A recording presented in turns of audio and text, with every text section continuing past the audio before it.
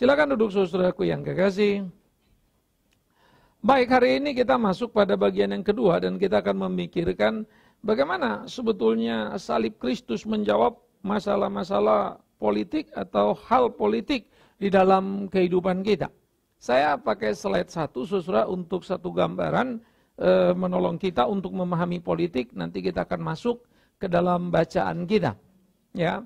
Nah, kita akan melihat dulu di dalam kitab Injil Matius pasal 22. Dan kita akan membaca 16 sampai 22. Lalu saudara siapkan Roma 13, 1 sampai 7. Kita tidak akan baca, nanti sementara saya menjelaskan saudara bisa memperhatikan itu juga. Matius 22, 16 sampai 22. Saya baca 16, saudara 17 kita bergantian. Mereka menyuruh murid-murid mereka bersama-sama orang-orang Herodian bertanya kepadanya, Guru, kami tahu engkau adalah seorang yang jujur dan dengan jujur mengajar jalan Allah. Dan engkau tidak takut kepada siapapun juga sebab engkau tidak mencari muka.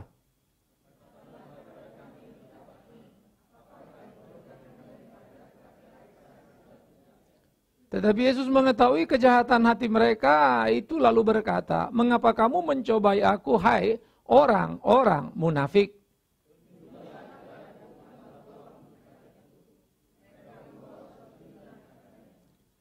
Maka ia bertanya kepada mereka, gambar dan tulisan siapakah ini?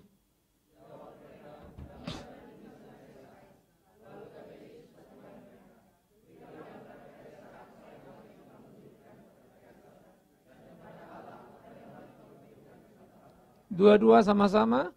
Mendengar itu heranlah mereka dan meninggalkan Yesus lalu pergi. Saudaraku yang kekasih, jawaban ini apa kaitannya dengan politik? Saudara harus menyadari dulu latar belakangnya. Kelompok ini adalah dua. Bagaimana kelompok Herodian yang kebanyakan memang dari kelompok Saduki. Satu lagi adalah orang-orang Farisi. Mereka berkumpul untuk menjebak Yesus dengan pertanyaan. Herodian disebut yang menjadi basis pendukung dari Raja Herodes. Nah, itu adalah institusi politik. Sementara Farisi kita sama-sama mengerti, itu adalah institusi agama. Maka dua institusi politik dan agama bermain untuk menjebak dan menghancurkan orang. Jadi jangan kaget kalau politik dipakai agama dan agama dipolitisasi. Sejak dulu. Tetapi jangan juga takut. Nah, karena itulah kita perlu cerdas. Seperti apa yang dijawab oleh Yesus itu menjadi sangat menarik. Nah, sebelum kita lanjut ke dalam bagian itu, saya mau mengajak saudara dulu untuk melihat apa yang kita pahami mengenai politik itu. Karena politik bagi sekelompok orang adalah disebut jahat.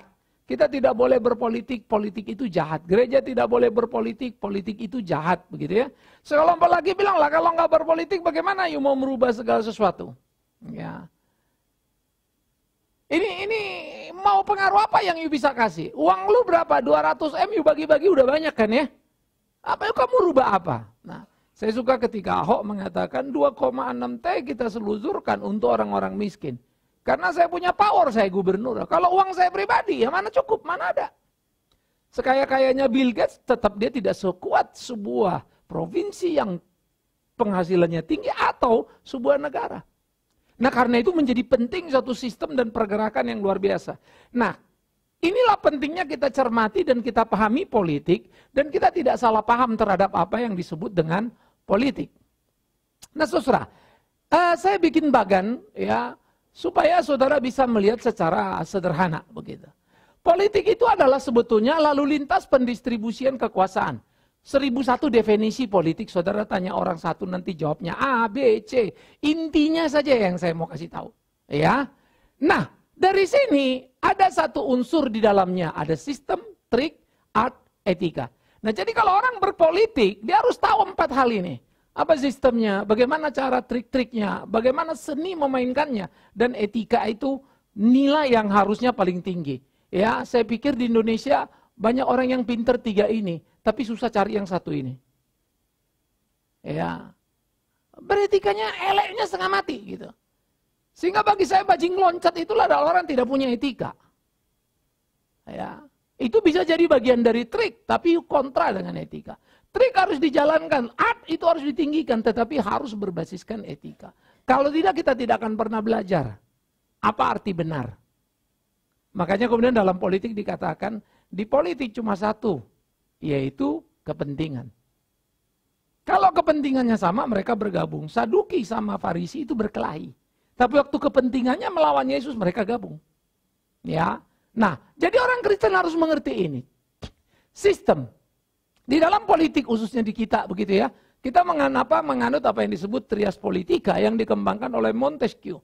Montesquieu adalah seorang filsuf sekaligus ahli politik dari Prancis, lalu dia memikirkan dengan belajar dari mana? Gereja. Dia bilang gereja saja korup, gereja saja jahat. Ketika kekuasaan itu menumpuk pada satu orang, gereja melakukan kekacauan. Karena di waktu lampau, Kristen itu masih satu. Belum ada yang namanya Protestan atau Katolik. Itu satu. Di mana Paus memainkan perannya begitu rupa. Dan gereja menjadi kekuasaan yang begitu menggila. Bangsawan-bangsawan, raja-raja banyak yang takut kepada Paus. Ya. Nah jadi kita bisa melihat kengerian. Perang salib itu ide para Paus. Perang yang tidak ada gunanya, yang membunuh banyak sekali anak-anak remaja yang disuruh untuk perang suci. Sehingga para kesatria-kesatria itu yang disebut the Crusader, mereka pergi dari Eropa menuju ke Israel. Banyak yang mati di tengah jalan karena musim dingin yang luar biasa panjang, logistik yang susah.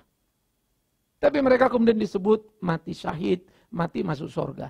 Jangan kalian pikir agama lain saja, Kristen pun sama bajingannya urusan beginian. Jadi jangan sombong jadi orang Kristen. Sombong, kalau mau sombong cuma satu ya. Dalam tanda petik, kalau kau murid Kristus. Bolehlah kau bilang, aku tidak akan mau sama seperti dunia. Ah, itu baru. Ya. Jadi itu yang harusnya menjadi perhatian. Nah karena itu dia membagi. Tidak boleh pada satu orang bertumpu. Seperti pengalaman pada Paus ataupun pada raja. Pasti terjadi kekacauan. Dibagilah sehingga saling mengamati. Ada legislatif, eksekutif, yudikatif. Ini yang membuat undang-undang. Ini pelaksana undang-undang. Ini pengawas undang-undang. Sehingga dipecah tiga lah kekuasaan itu. Ya. Supaya betul-betul jalan. Maka sebetulnya yang namanya legislatif, anggota DPR, nggak usah ribut kalau presidennya sesuai undang-undang. Kalau masih ribut sudah sesuai undang-undang. Namanya itu cari makan itu. Jadi bukan mau unjuk-unjukkan kekuasaan. Ya, saya kalau dengar banyak pembicaraan-pembicaraan, kadang-kadang saya bingung. Oh iya orang ini sudah dipilih rakyat, duduk di situ. Logikanya itu kadang-kadang nggak nyambung semua. Akhirnya rakyat itu dipertaruhkan, posisi mereka menjadi panggung untuk mencari popularitas dan uang. Ya, di sini harusnya ada. Sekarang coba kita yudikatif pengawas undang-undang, yang mesti diawasin juga ini. Karena korupsi pun gila-gilaan di sini. MA jebol, MK jebol sampai nggak tahu lagi kita. Ya. Jadi kita mengalami satu hal yang luar biasa. Eksekutif masuk sel banyak, legislatif ditangkap KPK nggak kurang-kurang. Ya. Sayangnya ada pendeta yang kuat berdoa lalu dia berkorban dan ikut sama-sama ditangkap KPK. Miris ya, mestinya gereja tidak boleh seperti itu. Ya. Nah, kemudian ada trik, bagaimana perumusan strategi tadi, ideologi partai, ya ini bukan titik-titik tapi satu ya, perumusan strategi dari ideologi partai. Nah sehingga dia mulai memikirkan, dia akan koalisi atau oposisi. Nah kalau sekarang terjadi pelacuran, beda ideologi, bisa koalisi. Lalu bilang, oh kami sama kok, 100% sama. Lah kalau sama ngapain lu dua partai? Satu aja. Politik itu bukan soal saya punya atau tidak. Tapi sekarang orang diriin partai supaya bisa cari uang. Supaya bisa cari kekuasaan. Dulu ada partai Kristen. Untuk pilkada misalnya pemilihan gubernur. Kita mau ikut sama dia. Itu MM-an loh. Maka Nasdem itu sebetulnya kalau sekarang kalau kita lihat iklannya bagus ya. Tanpa mahar. Walaupun saya nggak tahu prakteknya. Tapi kalau kalian mau senang politik, coba daftar. Enggak, saya sarankan. Gereja tidak boleh berpolitik sebagai institusi. Tapi gereja sebagai personal, you mesti ambil bidang politik. Saya akan membina, saya tidak akan pernah rindu, pengen jadi anggota dewan ataupun mau menjadi pejabat. Tetapi hatiku berteriak, Tuhan jangan izinkan aku untuk melahirkan dulu anggota-anggota dewan, bupati kalau boleh sampai gubernur. Baru Tuhan panggil saya. Tapi saya tidak tahu dia mau panggil saya kapan. Ya, 2019 ada dua anak kita, satu yang senior sebetulnya, guru, yang dulu sekarang sudah pensiun, Pak saya mau masuk partai politik, kita support. Lalu saya lagi mau kumpulin alumni-alumni kita. Ya, 2019 tambah 5 tahun itu 2024 sudah akan banyak calon-calon. Masuk. Kalau you mau ngerubah kabupaten, ganti anggota dewannya. Ganti bupatinya. Pasti berubah. DKI Jakarta kita baru sadar kaya raya ya. Makanya selalu anggota DPRD itu kadang-kadang saya nggak habis pikir. Jelek sekali penyerapan Pemda DKI. Tapi pembangunannya banyak sekali. Yang kemarin nggak banyak bangunannya, serapannya tinggi sekali. Karena nyerapnya kemana-mana. Yang nggak dapat serapan sekarang ributlah semuanya. Ini problem kita ya. Jadi kita mesti melek lah gitu. Ya. Nah, arts itu adalah seni dalam memperjuangkan opini. Saya kasih contoh, ini arts yang mesti seni ya. Satu waktu ada Partai Kristen itu saya dikasih minta ceramah di Gedung Nusantara di DPR. Nah, waktu saya ceramah di sana ada beberapa narasumber ya. Nah, sesudah selesai satu orang bilang, panggil saya abang, bang. Ini anggota DPR-nya. Betul yang abang bilang, tapi sulit bang. Kita ini kan kecil di sini. Jadi bagaimana? Ya, waktu itu berbicara tentang zakat itu bisa deductible. Jadi kalau kita kasih uang untuk zakat itu bisa dipotong, tidak kena pajak kita jadi kepotong gitu ya. Deductible. Diperhitungkan kembali. Terus saya bilang tuh gimana? Ya kita udah nggak setuju bang, tapi jebol juga. Saya bilang, yuk. Sorry ya, saya bilang saya pendeta, kau politisinya. Ya, di mana arts kalian? Kalian pikir suara kecil itu nggak ada artinya? Suara kecil itu punya peran besar kalau kalian bermain kuat. Maksudnya gimana bang? Kau ikut setuju, jangan kau lawan. Kau lawan udah pasti kalah kok. Kami setuju, tapi tolong dong. Nah, gitu kan? Sumbangan ke gereja juga sama, sosial. Lah kalau you setuju masa dia tolak itu permintaannya? Ya oke. Karena nggak mungkin kamu menang kalau mau pemungutan suara. Baru, iya juga ya Pak ya. Saya bilang saya nggak ngerti lah kalian kenapa di sini. Itu arts bermainnya. Ya. Dan kadang-kadang memang ini tidak sederhana, saudara. Itu sebab kalau saya disuruh masuk politik, saya nggak bisa. Karena omongan saya agak berat. Ya A, B, suka-suka, nggak suka, selesai sudah. Saya tidak terlalu pusing dan saya tidak bisa basa-basi. Ya, jadi kalau saya masuk anggota DPR, lebih capek dari si Ahok nanti saya. Urusannya panjang bener. Ya. Tetapi memang harus ada. Nah saya di sini Tuhan pakai. Maka orang-orang seperti ini harus kita terus berdoa. Ya, jadi di dalam politik pemimpin kita, presiden kita seorang Muslim yang baik.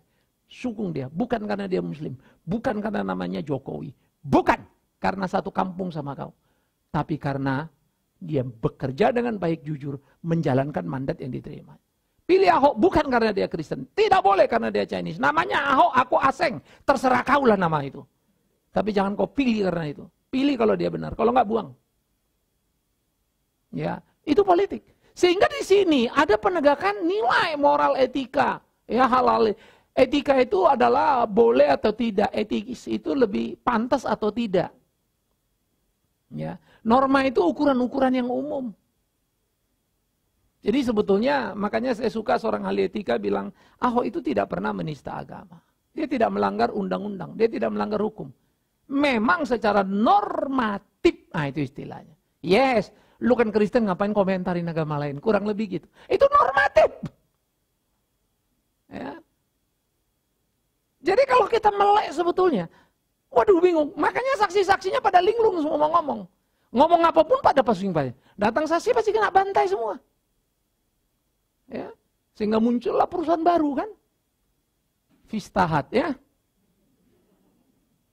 Jadi kalau kita ngelihat di dalam bagian-bagian seperti ini, kita melihat inilah politik. Jadi penting nggak politik ini?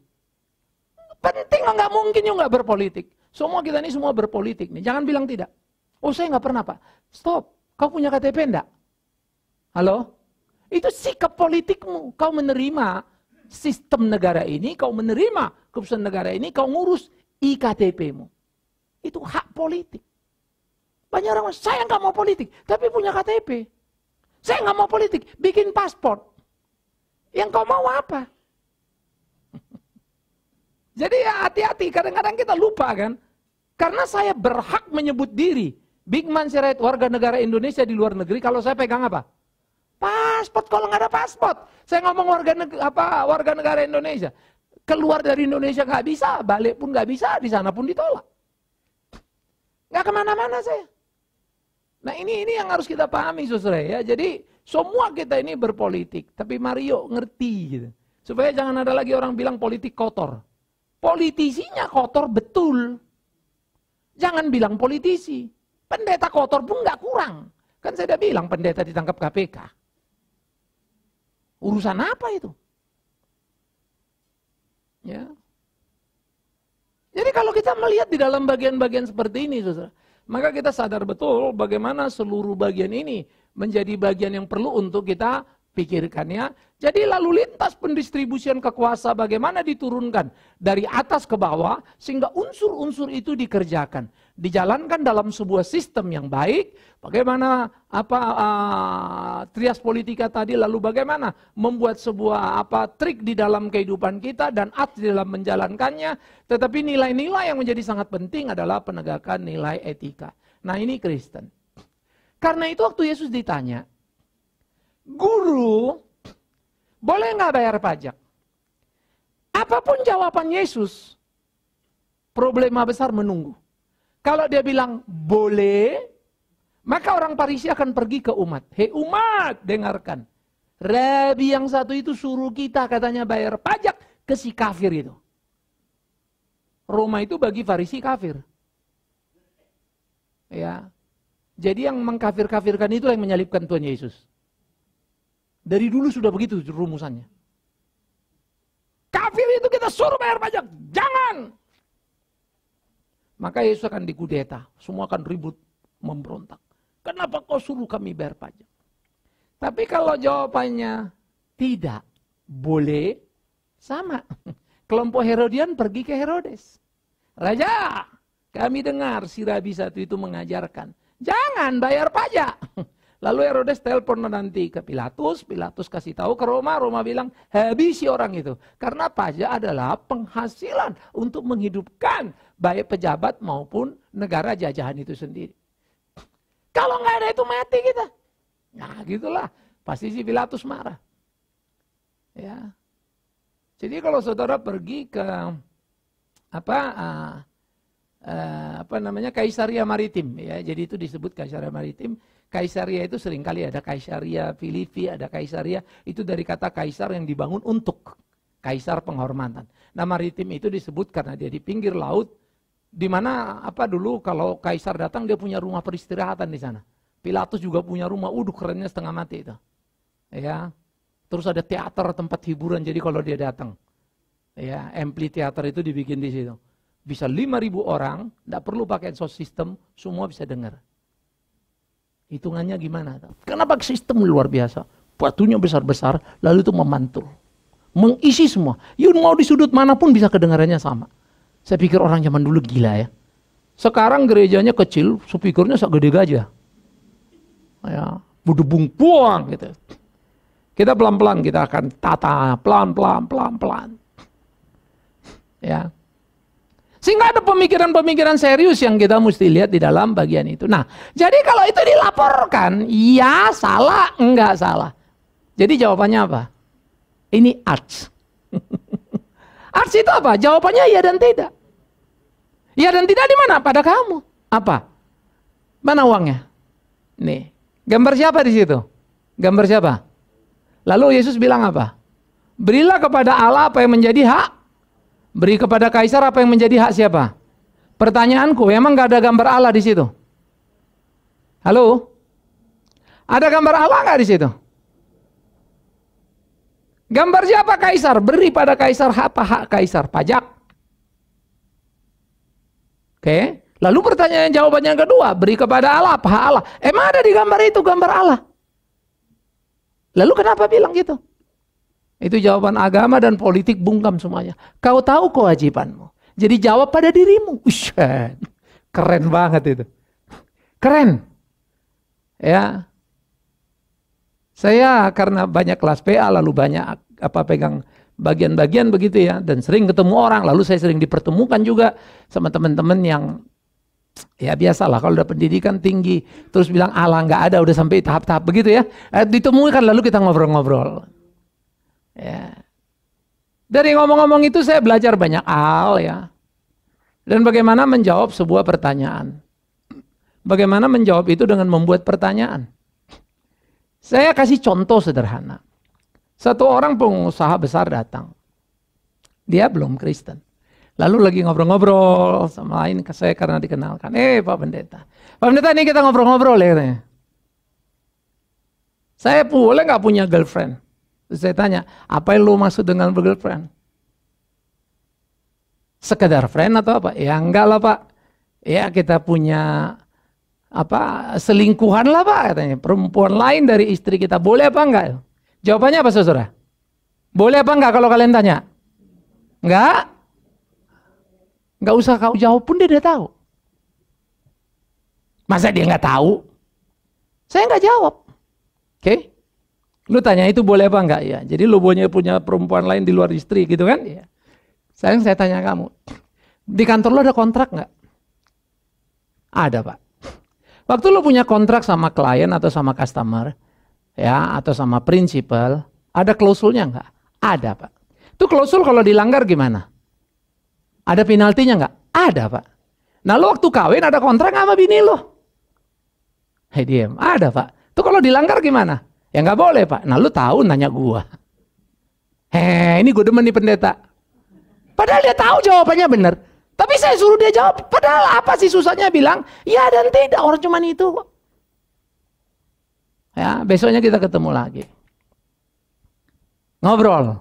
Karena udah deket dia open-open nama saya, karena panjang ceritanya bilang, gue kagak mau tutupin loh. Jadi ketemu lagi, lain waktu kalau kita ketemu gue boleh nanyain lu, boleh Pak. Ketemu lagi, gimana udah lepas? Belum bisa Pak. Lo kenapa? Dia sangat memerlukan saya. Kalau saya nggak ada, dia nggak bisa hidup Pak. Oh, lu nggak ada nggak bisa hidup, atau lu punya duit kagak ada dia nggak bisa hidup? Ya tentu duitnya Pak. Nah kenapa lu nggak kasih duitnya sama dia? Nggak usah ambil orangnya. Saya sih maunya gitu, tapi dia nggak mau Pak. Udahlah, lu yang kagak mau rugi kan? Udah ngasih duit masa wagyu nggak dapet ya? Kamu kan mau wagyunya, ini udah bayar mahal nih. Masa gua nggak makan sticknya ini, kan kurang lebih begitu kan? Dia ketawa lagi. Saya nggak bilang kamu nggak dapat perempuan. Saya bilang aja wagyu, high grade ini. Lu udah bayar mahal, lu kagak makan mau? Kagak mau. Nah saya bilang itu perjuangan. Itu lucu tuh orang, hanya telepon. Pak Bimen, lu punya pelayanan yang di Kalimantan. Dia bantu ikut nyumbang. Saya ketawa sendiri jadinya. Ya, tiap kali ketemu kalau kita ada bercanda, dia lari lagi dari saya sekarang udah. Karena masih terus susah dia lepas. 2-3 kali dia masih bisa jawab saya, lama-lama dia mulai lari. Kita pertanyaan Pak Fikman sama lagi. Lalu dia merasa guilty kalau saya tanya. Saudara-saudara, ayo kita belajar untuk memperhatikan. Ya, saya jujur saja belajar semua juga dari Alkitab. Gimana ya? Kok Tuhan Yesus itu nanya apa? Si Pilatus nanya apa? Kau raja? Kau sudah mengatakan? Dia nggak bilang iya apa enggak. Kau yang mengatakannya. Terserah kau mau yakin apa enggak aku raja. Waduh, Pilatus kau jangan main-main ya, aku yang punya kuasa ini. No. Kau tidak tahu apa yang kau katakan. Yang punya kuasa itu Bapakku yang di surga. Muder-muder tuh Pilatus. Pusing kepalanya. Ya, jadi kita di dalam bagian seperti ini. Kalau belajar Alkitab yang lihat itu keren. Ya, nah jadi hakikat politik di dalam iman Kristen ada Allah, ada pemimpin, ada rakyat. Nah itu di dalam Roma pasal 13 1-7. Nanti saudara membacanya. Allah pemimpin rakyat. Allah adalah pemilik kuasa. Semua kuasa di kolong langit ini punya Allah. Bukan kuasanya saja, kita pun dalam kuasanya. Ingat, Allah pemiliknya. Maka yang pemimpin ini adalah penerima kuasa untuk menjalankan apa yang menjadi kehendak Allah di bumi ini. Makanya dikatakan kepada si Adam, taklukkanlah bumi, kelolalah semuanya, ya, berkuasalah, atur. Itu sebetulnya yang diterima manusia mandat dari Allah. Tapi manusia ngerecokin bumi, bukan mengatur, mengeksploitasi bumi. Kita merusaknya. Miris ya. Nah baru nanti ke bawah lagi. Si pemilik ini, si penerima kuasa ini meneruskan. Nah yang namanya rakyat itu adalah pelaku. Ya. Bagaimana mencapai apa yang menjadi tujuan bersama? Karena kan kita yang milih raja nih. Dalam konteks ini sistem demokrasi ya. Kita pilih. Lalu kasih mandat, kan ada legislatif, eksekutif, edukatif. Kita pilih kan harap dia memenuhi semua dan menjalankan Undang-Undang Dasar 45 kan. Maka kebebasan beragama dijamin oleh Undang-Undang Dasar 45, 28 dan 29 bahasanya. Ya, bahwa semua orang bebas memilih agamanya. Yang diakui di Republik ini ada Islam, Kristen, Kristen dipecah dua gitu ya. Ada Kristen Protestan, ada Kristen Katolik, ada Buddha, ada Hindu, dan sekarang tambah satu lagi waktu zamannya Gus Dur apa? Konghucu. Jadi ada 6. Maka orang 6 ini boleh beragama bebas, boleh mendirikan tempat ibadahnya dimanapun. Nggak ada yang boleh larang itu. Dia boleh beribadah dengan caranya, tetapi diatur supaya ada tata tertib hidup bersama, jangan gerecokin orang. Ya, jadi kita punya gereja mesti pakai peredam, supaya jangan pula speaker kita nanti gerecokin ke depan. Kalau orang lain gerecokin, kita disuruh sangkal diri.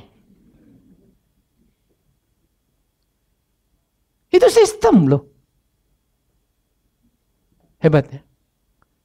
Nah jadi kalau ini dijalankan, berapa indahnya politik ini. Kita butuh ini saudaraku. Karena itu ya saudara-saudara, kalau punya saudara lagi punya teman. Ah masa bodoh lah gue gak ikut pilkada, nanti lepas aja. Ini bukan soal lo ikut apa enggak. Soal tanggung jawab kita sebagai orang percaya. Celaka kalau orang Kristen yang merasa tidak ada urusan dengan urusan-urusan perpolitikan. Kalau terjadi kekacauan itu tanggung jawab kita. Ya. Nah kita harus menyadari betul bagian ini. Inilah yang harus dipahami hakikat daripada politik sebagai pemberi kuasa, penerima kuasa, pelaksananya. Ya. Sehingga semua untuk saling mengisi. Tapi jangan lupa kuasa itu datang dari Allah.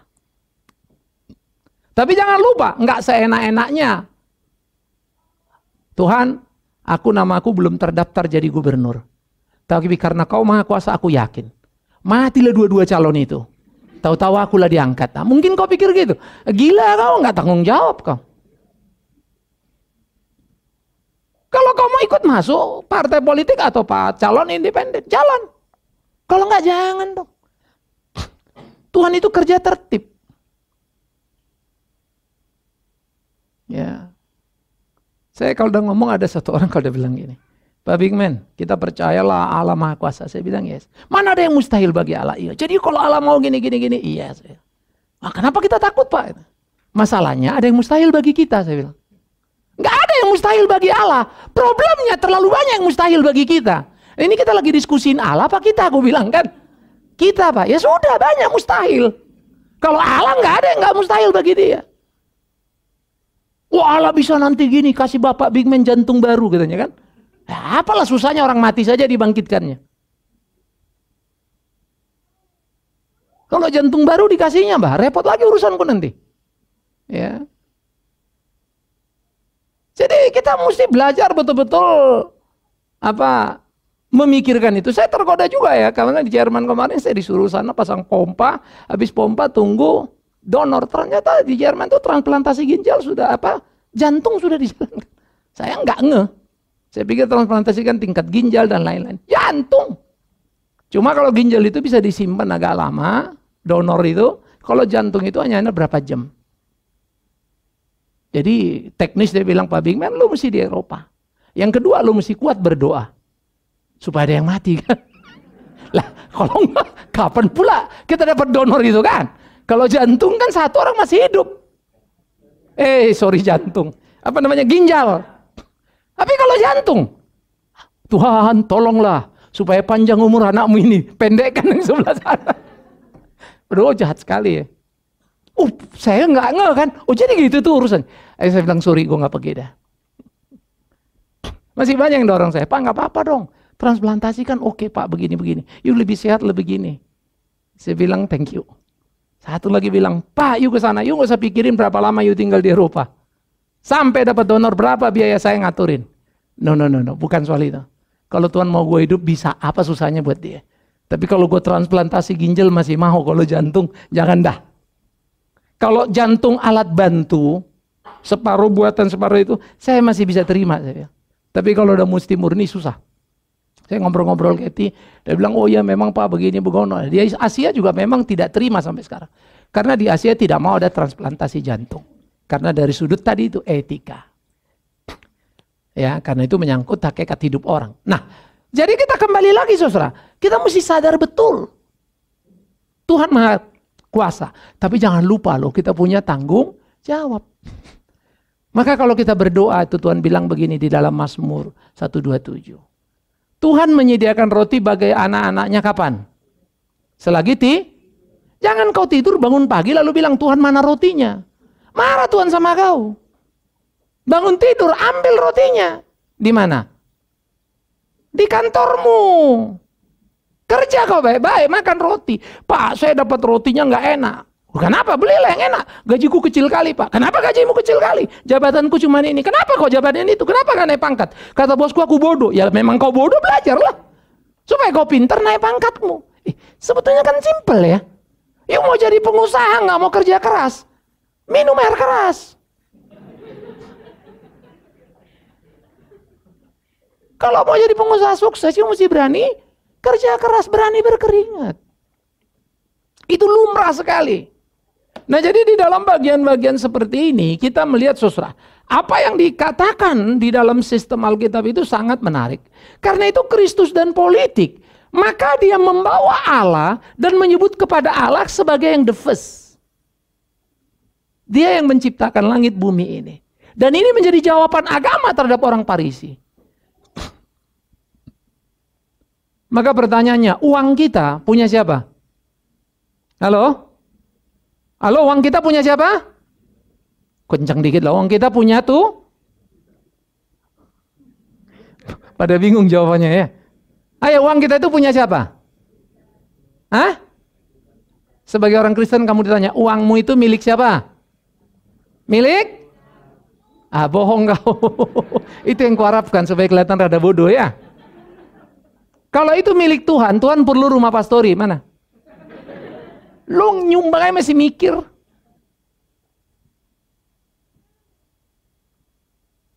Itu memang milik kita. Pertanyaannya, dari mana? Siapa yang memberikannya kepada kita? Kantor. Dari mana kemurahan rezeki itu datang? Paling atas ujungnya Tuhan.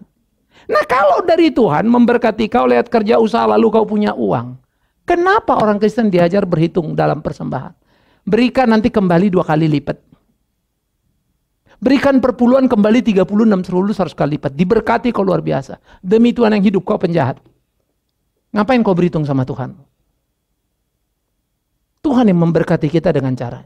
Ini 10% hak Tuhan, 90 hakmu. Hebat benar. No. Makanya mesti ngerti sistem itu kenapa ada latar belakang itu. Jadi kalau kita ngelihat di dalam bagian seperti itu, berikan kepada Allah apa haknya Allah. Nikmatilah hidup karena dia pemilik kuasa tadi itu. Begitulah ketika seseorang menjadi pejabat di dalam hidupnya, dia harus sadar sebagai seorang Kristen, itu yang Tuhan kasih sama dia. Dia harus pakai untuk memuliakan Tuhannya. Punya Tuhan dari dia. Balikkan kepada dia. Saya tidak berhak atas hidup saya, ya. Kondisi saya memang seperti kalian tahu, seperti yang sudah saya bilang ya, saya tidak ada kondisi, selalu ingat, Pak Bigman akan sehat. Cerita itu secara teknis medis nggak ada. Ya, 100% rusak saya cuma 80 bisa tangani, 80% bisa tangani dengan tingkat keberhasilan pun 70-80, maksimal, tapi 80 dapat dari 80.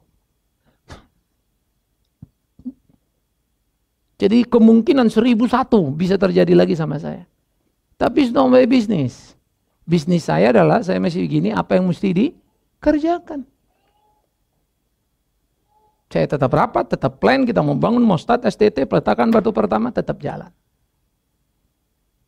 Ya, kita mau rapat teknis untuk arsitekturnya, untuk desain bangunannya, kita akan tetap jalan. Saya tetap bicara sama orang bagaimana untuk memobilisasi kebutuhan uangnya, tetap jalan. Pak, kalau tiba-tiba lu nggak kuat tiba-tiba gue mati kalau nggak kuat.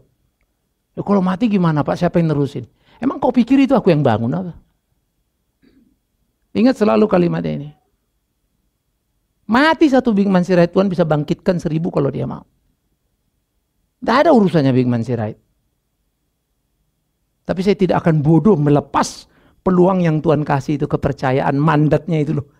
Hei, kau kerjakan ini. Ku kasih kau modal ini. Saya mesti pakai. Saya mesti baik-baik. Nah, politik itu sebetulnya begitulah peran yang dimainkan. Sehingga semua kita menerima mandat dari Allah minimum untuk apa di dalam diri kita sendiri. Sebagai suami di dalam keluarga, sebagai istri, sebagai orang tua, sebagai anak. Dengan kewajiban yang menempel pada kita. Begitulah seharusnya kita menjalankan. Sehingga di dalam hidup kita lakukan. Bagaimana pemimpin menjalankan dan bagaimana rakyat sebagai pelaku berkewajiban. Jadi kalau kita bayar pajak, negara ini penting. Kalau nggak ada pajak, nggak hidup negara ini. Ya. Negara ini dari mana? Dari pajak. Tapi kadang-kadang pemimpinnya kurang ajar Pak. Orang pajaknya payah. Kemarin sudah ada yang ketangkap. Masih aja ada. Sampai mati tetap ada. Emang kalian pikir di Amerika nggak ada? Eropa nggak ada. Cuma jumlahnya saja. Ya, Amerika, Eropa lebih miskin dari Indonesia. Karena kita kaya sekali korupsinya. Banyak sekali soalnya. Kita punya aset-aset yang luar biasa ya. Yaitu koruptor-koruptor itu. Jadi kalau kita melihat di dalam bagian seperti ini. Hak kita loh. Tetapi saya sudah menyelesaikan kewajiban. Bahwa nanti si pemerintah itu makan telikung, ku pelototi. Kalau tahu ku teriaki. Kalaupun aku ditipu dan tidak tahu, dia akan urusan sama Tuhan. Ujung yang aku tidak tahu. Tapi kalau aku tahu, aku akan teriak. Ya. Ini kita harus.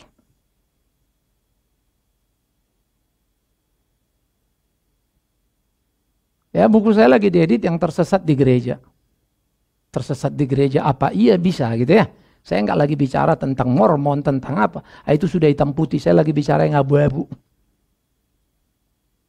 Ya, saya tahu kan banyak kelompok tidak suka dengan buku itu. Tapi semua orang harus belajar. Saudara-saudara sebagai jemaat harus tahu. Bisa mengerti baik-baik. Sehingga tidak tersesatlah kita di gereja tempat benar itu mestinya. Ya. Jangan lupa umat itu tersesat di bait Allah. Karena para imam bilang, salibkan Yesus. Mereka ikut loh. Ngeri ya. Bukan penjahat mereka itu. Secara statusnya. Tapi ternyata lebih jahat dari penjahat. Karena si penyamun di samping Yesus bertobat. Imamnya bergembira. Yesus mati. Miris loh. Kalau kita baca Yesus mati. Ketika tersalib. Penyamun itu bertobat. Di bawahnya imam-imam berteriak. Ayo selamatkan dirimu. Orang hebat. Kau bilang kau anak Allah, mana? Mereka tertawa. Mereka pegang tongkat. Mereka genakan jubah kemuliaan mereka itu. Dengan hati yang busuk itu. Miris ya? Jadi kita bisa melihat. Nah karena itu kita penting hati-hati. Oleh karena itu saudara-saudara. Kaisar rakyat. Di dalam dua ini. Raja atau rakyatnya. Presiden, legislatif, eksekutif, yudikatif, dan rakyat. Dua-dua ini punya hak dan kewajiban. Siapa yang memberi hak kewajiban? Allah. Maka dalam Alkitab dikatakan seluruh pemerintah tidak ada yang tidak dari Allah. Lah, harus ditaati. Lah, muncullah problem. Ada orang bilang. Makanya kadang-kadang ya pemerintahnya ada korup pun mesti diikuti. Ada juga pendeta gitu. Baca Roma 13. Saya bilang kalau nggak ngerti politik susah setengah mati. Daniel itu melawan raja.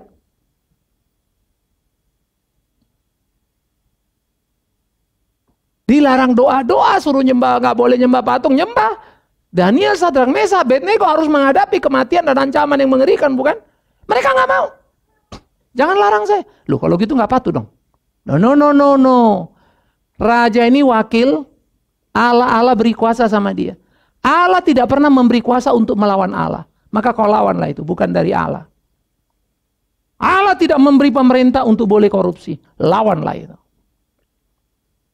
Allah tidak memberi pemerintah semena-mena, menganiaya yang susah, menginjak-injak hak orang miskin. Lawanlah itu. Maka Roma itu ya, waktu Paulus ngomong, Roma itu hebat. Setiap daerah teritori kekuasaannya diberi kebebasan yang luar biasa. Diberi pembangunan-pembangunan. Itu seperti Inggris menjajah Malaysia. Bangun ya. Menjajah India, bangun. Menjajah Singapura, bangun. Kadang-kala kalau kita duduk diam ya, untung juga nih orang dijajah Inggris ya. Kenapa nggak kita aja yang dijajah Inggris ya? Dijajah Belanda kurang enak ya? Habis semuanya. Coba kita dijajah Inggris. Sebentarnya si Dendles datang, udah berapa kilometer itu jalan. Dari mana? Anyar kah? Ya itulah itu. Ya. Berapa panjang itu?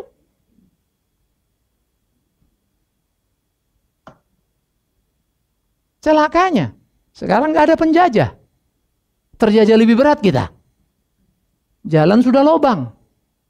Bukan jalannya yang salah, truknya yang lewat katanya. Alamak. Nanti sudah banjir. Udah banjir ini Pak. Belum sampai kumis katanya pula lagi. Baru selutut. Semua berkelit.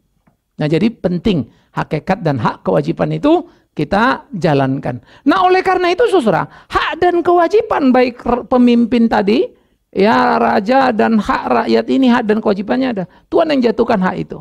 Apa hak itu? Berkat dan kutuk. Apabila engkau taat, aku akan memberkatimu. Apabila engkau tidak taat, aku akan mengutukimu. Kau kepala bukan ekor. Tapi jikalau kau taat, kalau tidak taat, kau ekor bukan kepala. Gereja memanipulasi kalimat itu.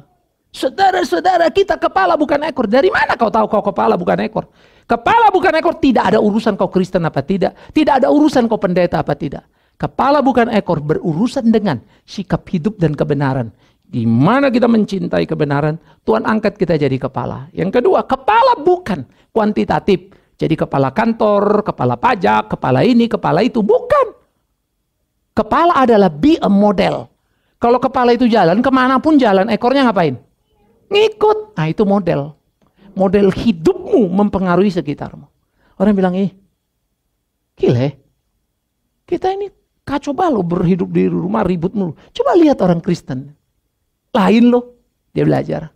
Padahal kamu pegawai di kantor misalnya ya. Panggil sama bos, sebentar lu. Kau kok di rumahmu kok kayaknya aku lihat kau enak aja kau begini. Aku ini ribut mulu. Gimana sih? Bos nanya anak buah. Itu kepala. Be a model. Tapi dimanipulasi lah di gereja. Be a capital. Tumpuk.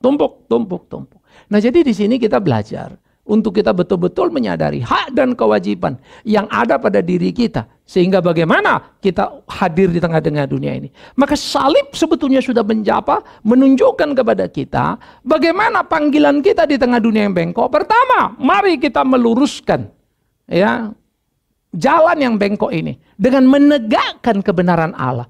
Rambu-rambunya yuk kita kasih yuk. Ya, sekarang rambu-rambu nggak dibangun sama gereja.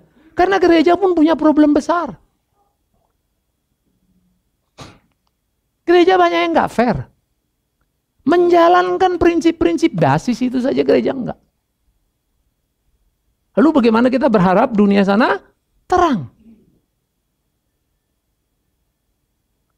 Paling tidak so far ya sampai hari ini. Kalau Jokowi itu sebagai presiden dibandingkan dengan banyak pendeta. Malu kita. Benny Hinn itu tinggal di Mulia. Pergi jalan. Mobilnya yang full anti peluru. Termasuk anti granat. Itu kan ada yang full deh. Jadi kalau ada granat di bawah. Duang. Dia keangkat. Balik lagi. Ya. Mobil itu cuma ada 2 di Indonesia. Nah, itu dulu pelunya Cendana. Satu kawan saya lalu bilang, Pak saya datang ke dia pinjam. Walaupun dia bingung juga, ini tamu lu siapa nih? VVI apa? Oh ini orang dari Amerika bla bla. Ya linglung cuman dia coba kasih aja pakai. Sini. Di atas helipad. Siap sampai dulu KKR-nya di Ancol ya. Itu dua-dua mobil heli. Lantai atas bawah blok. Satu blok. Atas tim, bawah tim, dia lantai sini. Ambil presiden suite. Makannya pilihan. Kalau mau memimpin seminar tergantung suara Tuhan. Makanya hari pertama di seminar di PRJ kan diganti kan? Enggak tahu kalian ceritanya itu. Dia tidur di hotel. Kawan saya cerita, aduh Pak, malu gitu. Lah terus lu gimana, masa nggak minta? Kita ada ketok-ketok pintunya, dia nggak buka. Ini semua panitia. Lalu cuma dia bilang, Tuhan bilang hari ini saya tidak pergi. Lalu adiknya yang gantiin dia. Dia mau pularkan adiknya. Akhirnya panitia kebingungan. Terus kita bilang apa nih? Kan teman-teman udah diundang untuk datang dengerin dia ini. Ini seminar mahalnya, kursinya mahal luar biasa. Akhirnya udah mau diapain? Panitianya bohong. Dia ke jalan panjang, kelelahan, agak sedikit kurang sehat. Jadi digantikan. Kasihan ya panitia, sampai jadi bohong. Padahal yang ini datang karena katanya banyak mujizat. Ternyata bisa capek juga. Kita tahu itu? Saya ingat dulu saya ngomong, banyak orang bilang Pak Bigman gak boleh gitulah, kita terlalu menghakimi apa. 3 tahun lagi baru bilang, Pak Bigman betul. Cuma saya pusing juga. Saya bilang ngasih tahu kau yang gampang saja 3 tahun. Gimana ngasih tahu yang benar? Ya. Jadi saudara-saudara, kalau you ngeliat Jokowi, mobilnya kemarin mogok, antik aja deh. Orang yang ribut dia mansu ya cuek aja. Kau lihat wali kota pakai SMK-nya dia. Ya, baru ke Jakarta pakai STM ya.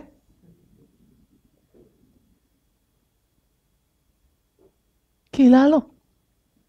Makan itu kalau kita lihat, waduh. Saya seneng kalau ngeliat gambar-gambar itu, tapi makanya nggak heran kalau dia pakai jaket apa semua langsung bombardir itu ya. Hah? Apa? Iya booming enggak nama jenis jaketnya? Bombardir lagi. Saya anak-anak juga kasih tahu, teman-teman juga bilang, iya lo gila lo, di sana orang pada belanja berpenuh-penuh. Banyak yang nggak tahu kenapa mau bayar kok ngantri. Terus ada habis. Rupanya jaket Jokowi. Pakai pengumuman. Saya lagi mikir dia mau suruh di sini ngomong. Supaya kalau pas di sini langsung penuh gereja kita ke sana. Keren ya motong rambut. Sekarang tempat cukurnya rame terus katanya. Pakai payung biru, rame semua orang pakai payung biru. Padahal nggak jelas payungnya merek dia apa. Yang kita beli sekali pakai rusaknya itu. Di rumah aku juga ada payung biru, tapi pakai 2 kali udah kelotok-tok. Saya nggak tahu itu jenis sama apa nggak sama Istana pun. Tapi pendeta maaf ya, gak gampang. Padahal tuh orang udah gila ya dengan kekuasaannya. Dia nggak minta pun kewajiban negara melindungi pemimpin. Dia nggak minta pun. Tapi hebat. Kadang-kadang saya kalau ngeliat gitu ya, gila nih presiden. Ya. Makanya kalau yang gini-gini kemudian saya jadi relawan, kalian nggak usah heran. Karena respect saya tinggi. Ya. Jadi mari kita sama-sama meluruskan tadi itu. Supaya semuanya kembali kepada kebenaran Allah. Yang kedua, kita hormat pada pemimpin. Itu memang diajarkan oleh Alkitab. Tetapi hormat itu adalah karena pemimpin menyuarakan kebenaran dan melakukannya. Be a model, hormati. Soal puas tidak puas, cocok tidak cocok, sampai mati jungkir balik pun kita. Jangankan sama orang lain, laki bini saja nggak begitu. Iya kan? Kita bisa jalan sama bini kita, saya sama istri saya sama peluk, ya lagi nggak ada apa-apa. Pas lagi jalan macet dia udah kurang cepet lo masuk, udah beda lagi kan. Jadi tergantung lah pelukan itu tergantung macet apa enggak. Makan thank you ma, kalau enggak telat. Pas telat pula lama bener ma, lapar bener nih. Udah keruyukan kita. Nah, sederhana ya. Apalagi to leader. Nah jadi karena itu kita mesti ngelihat, saya suka kalimat Paulus, kalimat Tuhan Yesus ya. Ada 2 aspek yang mesti dibedakan. Dengarkan apa kata mereka atau yang mereka ajarkan. Jangan tiru kelakuannya. Jadi kalau orang itu kita nggak suka, kelakuannya nggak beres, tapi ajarannya benar, pilah. Kau dengar saja ajarannya, kau lakoni sana. Tapi jangan ikuti jalannya. Kelakuannya itu jangan tiru. Yang repot lagi, sudah kelakuannya elek, ajarannya salah pula. Itu kau ikuti sampai mati. Mangan ngeri kali. Gelap mata kita. Tapi memang agama ini sadis, saudara. Agama itu menggelapkan mata, mematikan nalar. Maka banyak atas nama agama orang bisa bunuh orang lain. Gila kita bilang. Masa agama begitu sih? Bukan agamanya yang begitu. Sudah dimanfaatkan. Kemudian yang terakhir, ya, bagaimana keberanian hidup benar dan takut salah. Perhatikan. Berani hidup benar, takut salah. Maka dalam Roma Paulus bilang, ngapain kau takut kalau kau benar? Karena itu taklukkanlah dirimu kepada Allah dan hati nuranimu. Yang sudah dimurnikan itu. Sehingga dengan demikian hati nurani itu hidup dan hati nurani itu menjadi kekuatan bagi kita. Saya suka kalimat Alkitab. Sangkal dirimu, pikul salib. Alkitab keren. Nikmati beriman kita kepada Tuhan. Tuhan pasti tolong kita. Lakoni apa yang harus kita lakoni. Dia mampukan kita. Ya. Maka percayalah. Tuhan tidak akan pernah tinggalkan kita sebagai umat kepunyaannya. Tapi jangan pernah mendukakan Tuhan sebagai umat kepunyaannya dengan hidup tidak sesuai dengan kehendaknya. Tuhan tolong kita, Tuhan pimpin kita. Belajar elegan, kita berdoa.